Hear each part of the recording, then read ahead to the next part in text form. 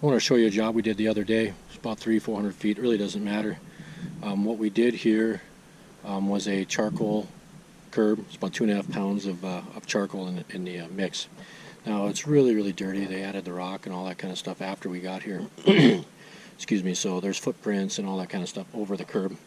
It's really dirty, but you can see that it's a straight color, and nothing's wrong with it. The problem we're dealing with here in North Dakota, and anywhere where there's cold weather, what we deal with more than in warm weather climates is efflorescence. Now, the way I combat that is by sealing, the curb really good with, a high gloss acrylic sealer. It's a Cure Seal, and it doesn't allow any of that efflorescence to come to the surface. Now you can kind of tell, on some of this, you can see where some of that white is at the bottom.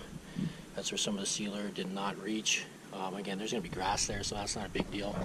What I usually try to do is make sure I get the front and the back.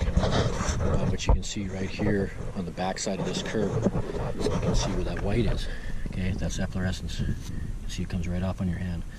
All right, now this will wash off after a couple times with a hose. You could take a brush. You could take, a mild acid like a vinegar water mix, like a 50-50 vinegar water mix, and that will help that out and try to dissolve some of that calcium. But the thing is, if you seal it the same day before you leave, it does not allow that efflorescence to come to the surface. I've never had an issue with it. It happens more often when it's cold, when it gets cooler. So in the spring in North Dakota and in the fall. Now about a week and a half, 2 weeks ago, it started getting cool at night, so I made sure I started sealing the whole curb. Even if it's gray, that'll tend to turn white, and a lot of people get freaked out over that. I did a sample over here where I just basically laid out 1 foot of curb and I did not seal it, and I'll show you the difference between the two.